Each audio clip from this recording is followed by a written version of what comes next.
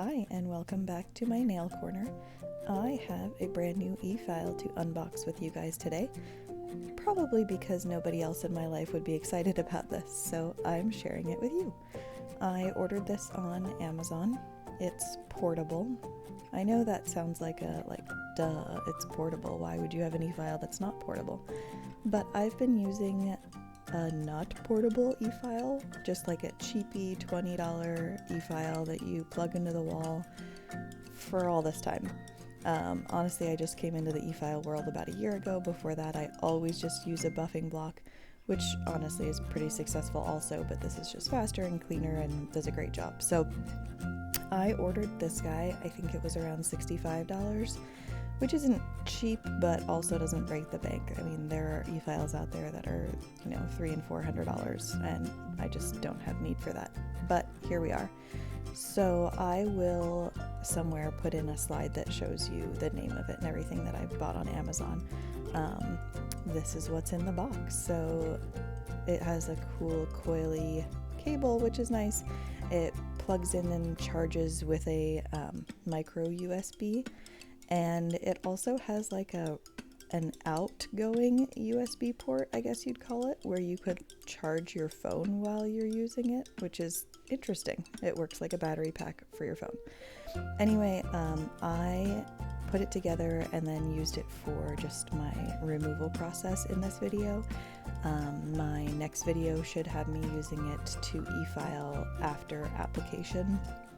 And I'm just kind of working with it, figuring out the speeds that I like, because the e-file I was using before doesn't have speeds. So, it just has like a dial you turn up and down, but no digital display to show you what speed you're at. So anyway, this thing is really nice and sleek. It's lightweight, and for my first use, I was pretty happy with it. So that shows, you can't really see it very well in the video, but it shows you just the amount that it's charged, which is 99%, because I guess it doesn't show 100.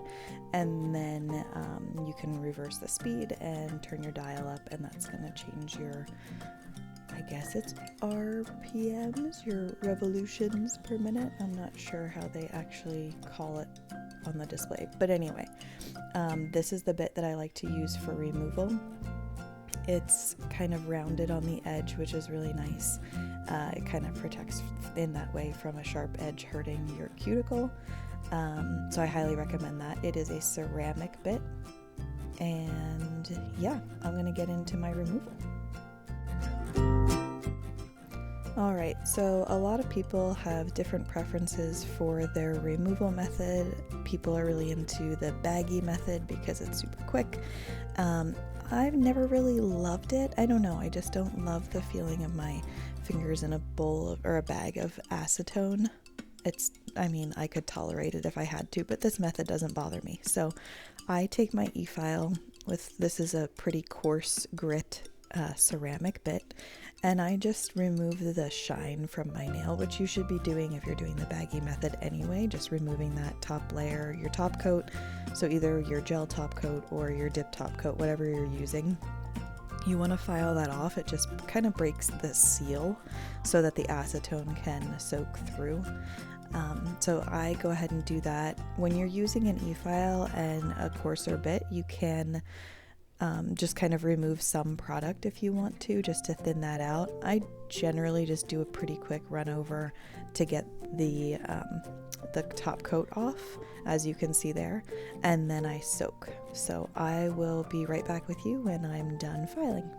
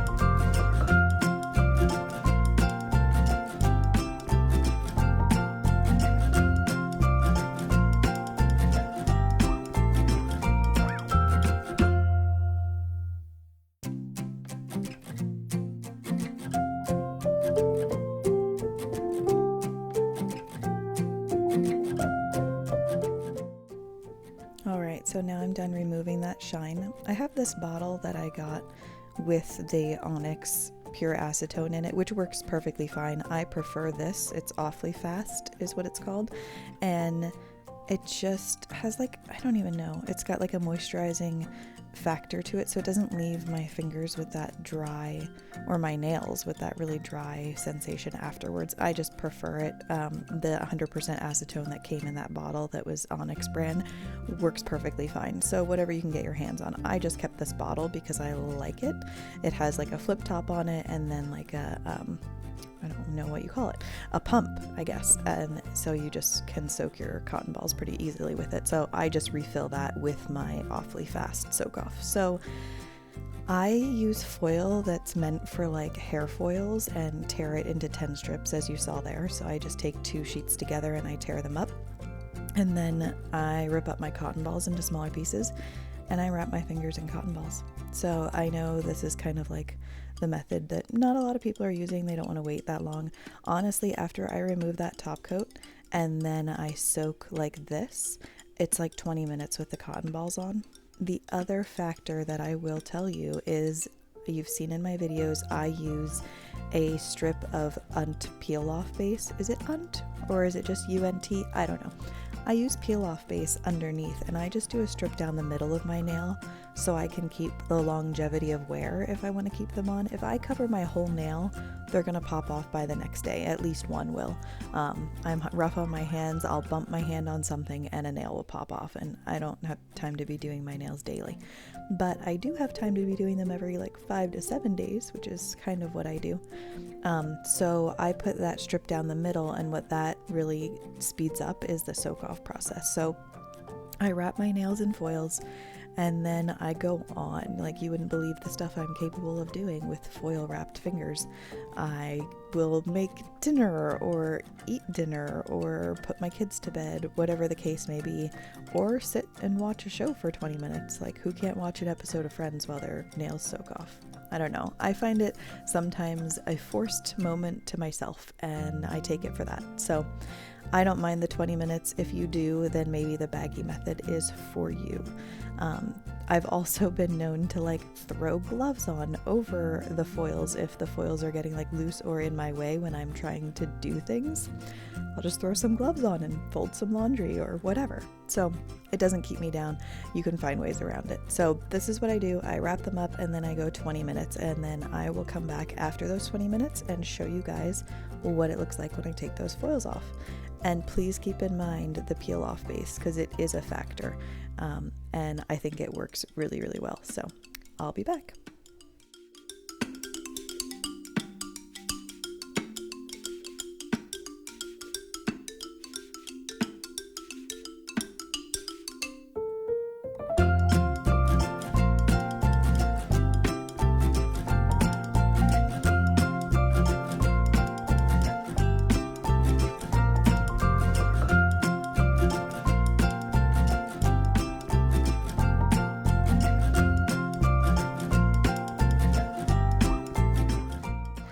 Alright, so here we are, 20 minutes with the foils on, and I'm going to go ahead and remove them.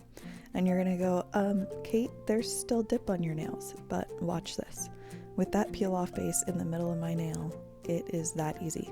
It literally peels right off. So sometimes you get a little stubborn whatever around the edges. I usually throw that foil right back on until I'm finished with my other fingers, and then it'll slide right off clean. So this is the method I like. This is what works for me and my lifestyle and what I'm comfortable with. If you have a method that you love, there's no reason to switch it up as long as it works for you. But if this is something that you want to try, then go for it. So peel off base in the center of your nail to keep the longevity of wear, and then 20-minute soak off with pure acetone. Now make sure you have pure acetone. I've seen plenty of new dip powder users be like, oh my gosh, I've been soaking for an hour and nothing's budging, I don't know what's wrong. And they have a mixture. It's not pure acetone. It might be nail polish remover with acetone, but that's not the same thing, and I don't even know how long it would take you to get it off with that. So don't do that. Don't cause yourself the pain and misery. 100% acetone and it'll peel off. So I'm going to go ahead and finish this removal, and I'll be back.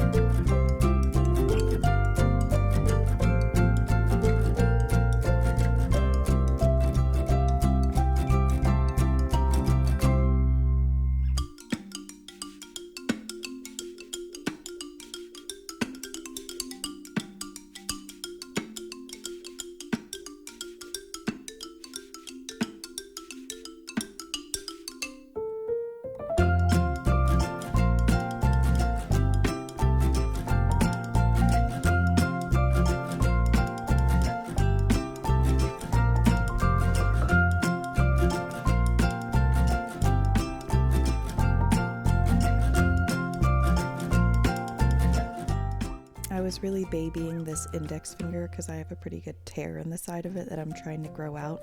You can see right there, I was really trying not to tear it further. But anyway, that's why I'm fussing with that one a little bit more.